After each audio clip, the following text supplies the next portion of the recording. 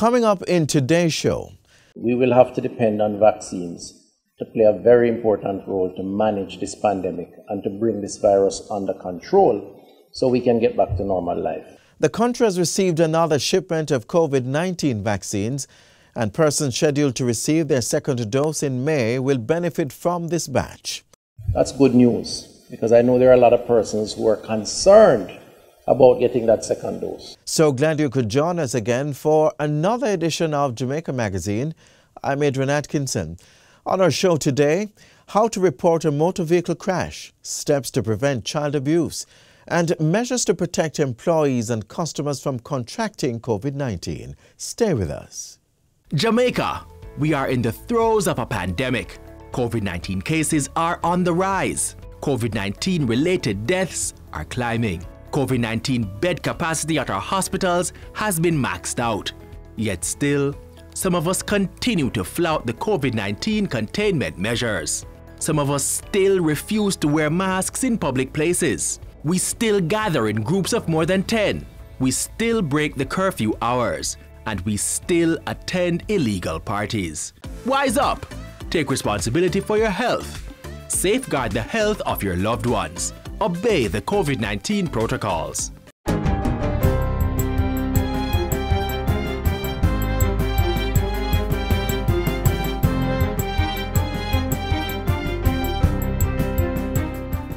Good day, I'm Theodore Henry, and this is your JIS News for Thursday, April 29, 2021. Government will soon be activating 211 as a singular helpline for children at risk or for anyone who wishes to report child abuse. The news was revealed by Minister of Education, Youth and Information, Favour Williams, during her sectoral presentation in Parliament yesterday. She says the ministry has approval from the Office of Utilities Regulation for the helpline, which forms part of the government's reforms to the child protection ecosystem. This helpline will be manned 24 hours by child care professionals and will be a significant addition to the child protection ecosystem. We will be launching the 211 number during this year's Child Month in May, and a further announcement will be made on the technical aspects of this important initiative. In the meantime, the Ministry of Education is working with its partners to craft a long-term good parenting campaign to encourage better child-rearing techniques within the society. Minister Favour Williams says the campaign will assist parents in raising children who are better able to fulfill their potential and be productive members of society. Madam Speaker, the issue of parenting is a sensitive one. The reality is that there is no manual that comes with our children when they're born. It is the duty of government to assist our families when they are in need and give them the support to ensure that this important thread in the fabric of society remains strong and cohesive. She says the ministry also intends to scale up the work of the National Parenting Support Commission to impact more families. Additionally, work is being done on some strategies that will allow the ministry to get an early warning signal when something has started to go wrong in the lives of children.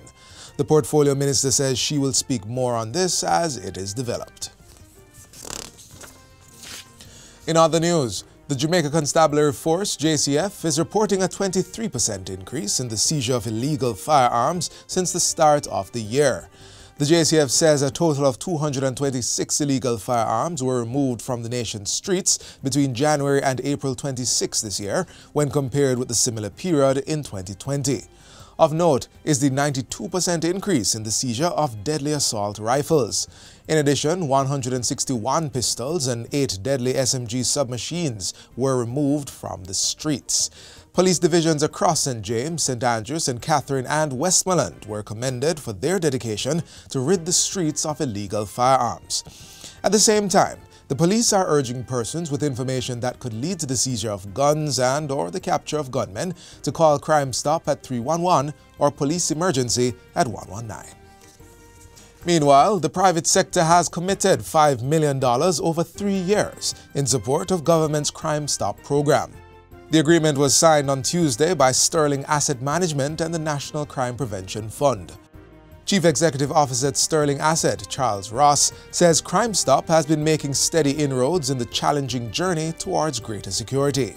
Among the success of the Crime Stop program are 2,701 arrests from about 29,000 tips and the payment of over $45 million in rewards. Jamaica is seeking to benefit from the $100 million development fund that the government of Saudi Arabia has established in collaboration with the World Bank for small enterprises. Tourism Minister Edmund Bartlett discussed the investment opportunity this week with Saudi Arabia's Minister of Tourism, Ahmed Al-Khatib. Minister Bartlett says he also discussed how Jamaica can benefit from Saudi investment in a number of areas, including tourism infrastructure and plans to develop St. Thomas into a tourist destination. Both ministers also examined the issue of boosting tourism resilience, including through the establishment of a Global Tourism Resilience and Crisis Management Center in Riyadh and collaboration on sustainability and resilience projects in the industry. The two ministers were in Mexico attending the World Travel and Tourism Council's Global Summit. And finally, Prime Minister Andrew Holness has expressed sorrow at the passing of Ambassador Anthony Johnson. Ambassador Johnson was a former Jamaica Labour Party Member of Parliament, senator, diplomat, economist, lecturer and ambassador to the United States. He also served as High Commissioner to the United Kingdom, non-resident ambassador to the Republic of Finland, Ireland and the kingdoms of Sweden, Norway and Denmark, as well as permanent representative to the Organization of American States. He was awarded the Order of Jamaica for his service to the nation in 2016. In his statement, Prime Minister Holness says the late ambassador led a life that can only be described as selfless, having made invaluable contributions to both the private and public sectors, including as an educator. The former Member of Parliament for North East St. Catherine also held various government portfolio responsibilities over his career, including technology, education, industry, commerce, agriculture, mining and energy. He was also the first Jamaican Council Member of Parliamentarians for Global Action. The Prime Minister says Ambassador Johnson was an exceptional humanitarian and statesman whose passing has left us heartbroken. Mr. Holness has expressed heartfelt condolences to his wife and 4 children, including the Minister of Foreign Affairs and Foreign Trade, Senator Kamina Johnson-Smith, and the rest of his family. And that's it for JIS News Today. I'm Theodore Henry. Thanks for watching.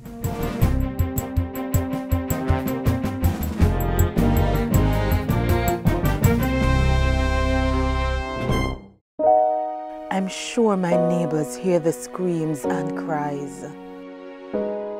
I'm sure by now they've seen the bruises through my oversized glasses. Can they tell I'm depressed when we speak? Are they counting my frequent days off from work? Domestic violence is any pattern of behavior used by an individual to maintain control or power over another. Domestic violence is not just physical, it can also be verbal. If you're in a relationship where you are being abused or know of anyone, get out and speak up. Report domestic violence by calling 119 or the nearest police station. Get out before someone puts you out. As a motorist, do you know what to do if you're involved in a collision? One of the first things, according to the police, is to clear the roadway where possible. Watch this feature as Sergeant McFarlane of the Hunts Bay Police Station takes us through the process of making a report. You know how they say accidents do happen, unexpectedly and often unintentionally. Though road safety experts no longer define these unfortunate incidents involving motor vehicles as accidents, they're certainly never intended. Unfavorable weather conditions, objects on the road, your miscalculation while driving, or another driver can cause crashes, even for the best defensive drivers. That's exactly why it's important to know how to respond in these situations. So, what do you do at that exact moment? What should be your next steps? And when and how should you file a police report?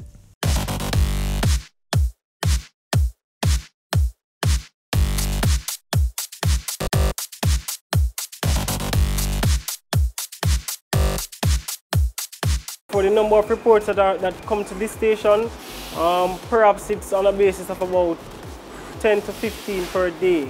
That's the number of accidents per day. So after a road traffic accident, person should first try to clear the roadway if they are obstructing the traffic for other motorists. Secondly, drivers are expected to exchange vehicle documents, and the documents should include their registration certificate, certificate of fitness, insurance certificate, and your driver's license information. Those are the essential 4 pieces of information that should be provided to both parties after an accident. Contact information is optional, but you have cases where a person tries to settle outside insurance, and that's now a civil matter. It's an agreement between both parties. So if they want to exchange contact information, that's also optional, depending on the intention that they have in terms of fixing the vehicle outside insurance or what. Your next step? Making a police report about the collision. This is always a good idea.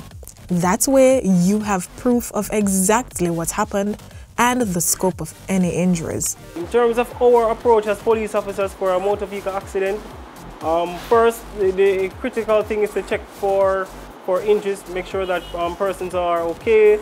If there's a need for persons to be assisted to the hospital for any sort of treatment, we should make sure we render assistance to persons in need of that care first. Secondly, we check for the damage for the vehicles, make sure there is no obstruction along the roadway, and then we can treat with the document or the exchange of particulars between both parties. After making a report of a motor vehicle accident, the next step that persons are advised to do is to make a report to their insurance company, and that's for another motorist. As it relates to a pedestrian or persons who are injured, they are also advised to get the assistance of an attorney to file a personal injury claim against the party that is liable in the accident.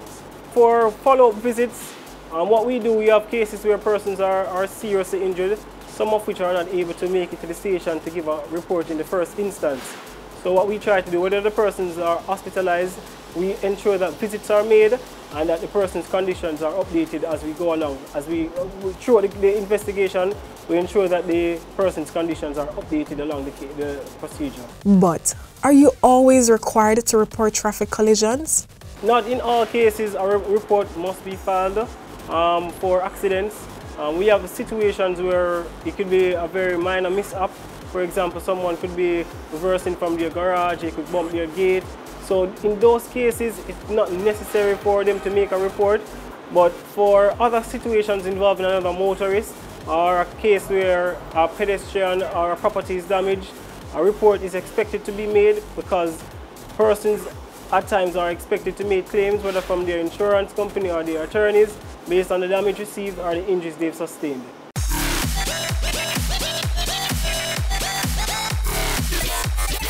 Reports from the Road Safety Unit shows that up to April 26, 139 lives have been cut short because of road crashes this year, with over 100 of those being males. And for the corresponding period last year, 136 lives were lost in road crashes. On a more global level, studies from the World Health Organization (WHO) show that approximately 1.35 million people die each year as a result of road traffic crashes, and 3% of most countries' gross domestic product is spent on road traffic crashes. The most common cause of motor vehicle accidents, from my understanding, it's mostly impatience on the part of some of the drivers, and lack of knowledge as to how the roadways should be used. And I also believe the implementation of traffic signs at various areas would also aid the process, because most drivers are not aware of what to do at various parts of the roadway. In the face of such figures, even the most careful driver can suddenly encounter a bit of bad fortune on the road. You know that saying, decisions can be like car accidents, sudden and full of consequences. So how about making the right decision to be responsible road users today?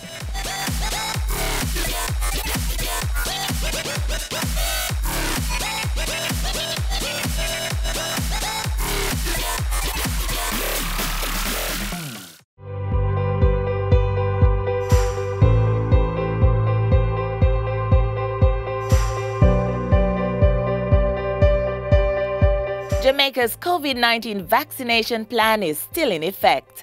Persons with appointments to receive a vaccine will be allowed to do so during curfew hours. Persons will be required to present evidence of the appointment. And how it will work is you will show the text message that you would have received or your email to the police. If you wish to make an appointment, please do so online by visiting moh.gov.jm or by calling 888-663-5683. Vaccination sites will open until 4 p.m. daily. Vaccination still a keep. Go get your jab today. The Child Protection and Family Services Agency is encouraging parents, guardians, and other family members to be aware of activities and persons that are engaging their children. This is to reduce the possibility of the child being abused. According to global reports, children now face greater risk of abuse because they spend more unsupervised and unstructured time at home due to COVID-19 restrictions. Their contact with trusted adults outside the home, such as guidance counselors, teachers, and mentors, is reduced. And this gives them fewer opportunities to report instances of abuse. Did you know that right here in Jamaica, over 1,000 cases of sexual abuse were reported to the National Children's Registry between January and June 2020? After being reduced to 82 for April, the reports rose to 119 in May and further increased to 228 in June. It's no wonder that agencies such as the Child Protection and Family Services Agency are taking steps to foster increased awareness on how parents, guardians, and community members can safeguard their children against abuse.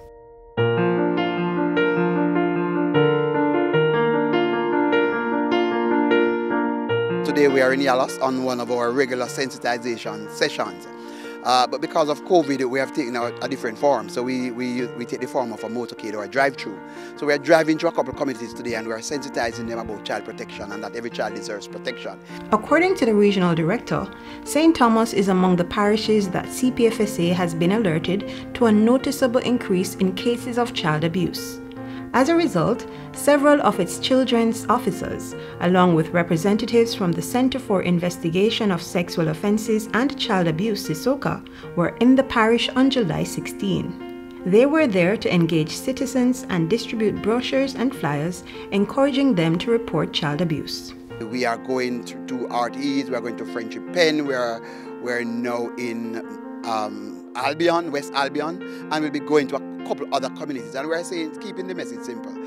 Child protection is everybody's business. You all need to get involved, and we want them to know how to report, where we are, how to get to us. So we're doing stops as well, and we're engaging community members because we can't, because of COVID and the onset of COVID, we can't just stop sensitizing people because child protection is very important. He says citizens are being encouraged to learn about some of the things that constitute sexual, emotional, and physical abuse. They must also be aware of the mechanisms that child predators use to lure their victims, such as threats and offering of gifts. It's worth knowing that predators don't always start with doing something overwhelming. Instead, they may engage in touching, grooming, and overexposure. They may show them porn, and over time, this grooming desensitizes the child from realizing that something is not right. Parents, caregivers, and community members are being encouraged to closely monitor individuals with whom children spend their time. Persons should identify and speak out about potentially dangerous situations and report known or suspected cases of abuse by calling 888-PROTECT or contacting the nearest CPFSA regional office in their parish. So we're here, we're making a statement to that. We're here, CPFSA is here, and we'll continue to make ourselves available, and we'll continue to sensitize communities because it is within the communities that sometimes these abuse happen.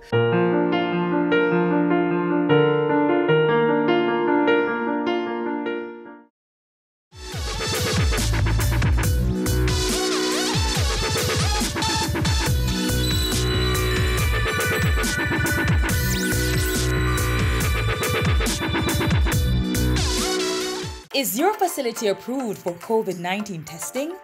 The Ministry of Industry, Investment and Commerce through the JANAC accreditation or pre-accreditation approval program, validates labs and point-of-care testing facilities such as medical centers. Accreditation safeguards the quality of test results and consumer well-being. Use a JANAC accredited or PAP approved facility for your tests, and let's defeat COVID-19 together. Contact the Jamaica National Agency for Accreditation, confirming competence, providing confidence in the marketplace. COVID-19 is still with us and businesses must continue their operations. As they do, there are a few guidelines to follow. This is to keep both employees and customers safe from contracting the virus.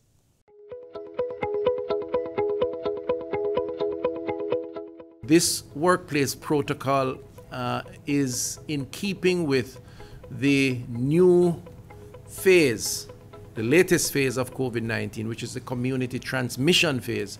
Focus is on how to prevent not just getting the virus, but more importantly, managing the virus in our current environment. And that includes how we adjust the workplace so work can take place while we manage the spread that will happen and is happening.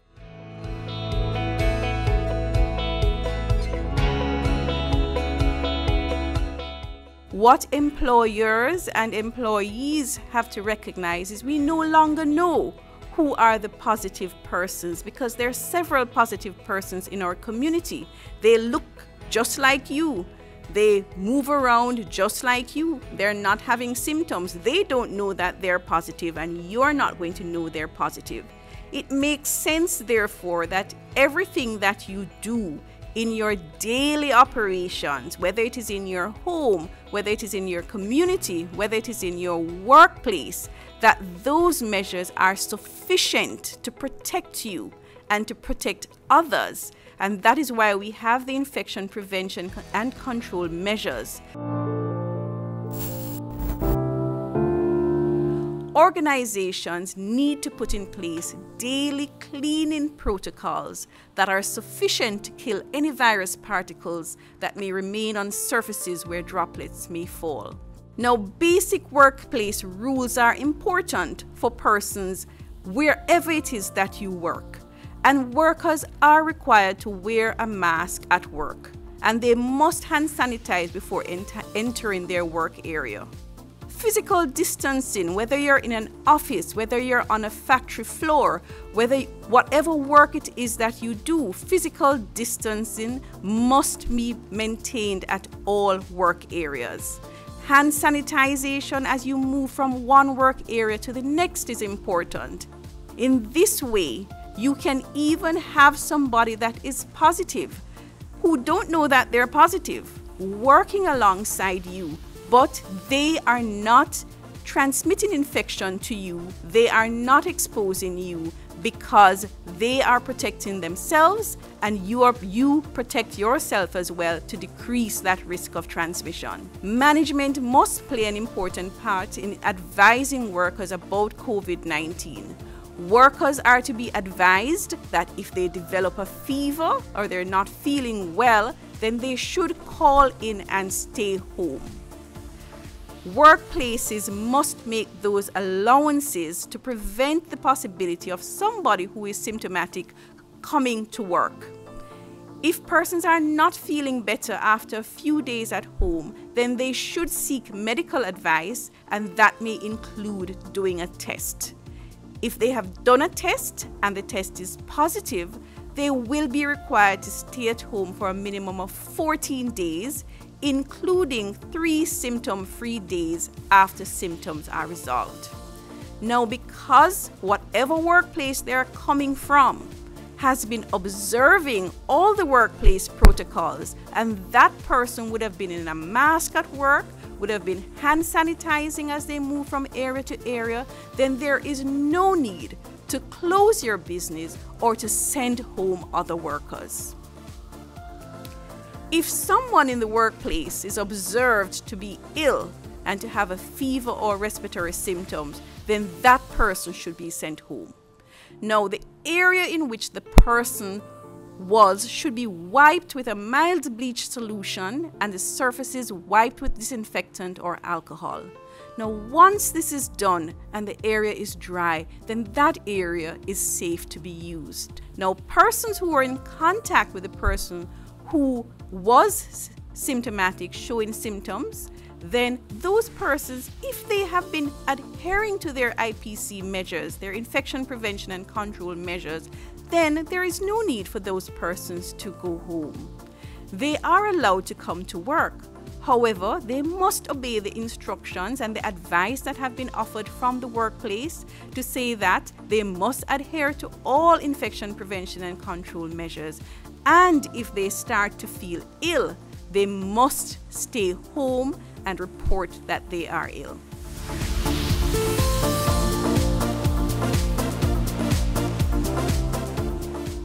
It's going to require significant personal, individual responsibility.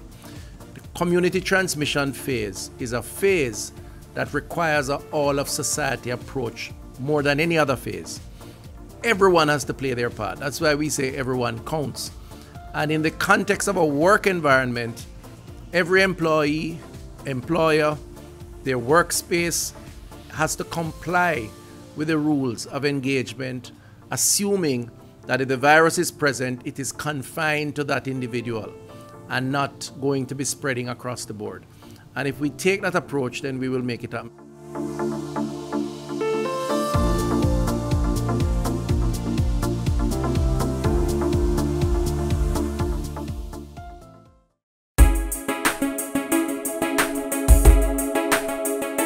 Behind us, you see some of the pan chicken men who have registered with ENS, who have been doing an excellent job and been supplying orders right throughout the St. James space. I mean, they've had hundreds of orders since the space has finished. We're very happy that they have been able to facilitate and continue business. It means a lot to them, it means a lot to their families, and it means a lot to us. ENS, e-commerce national delivery solution.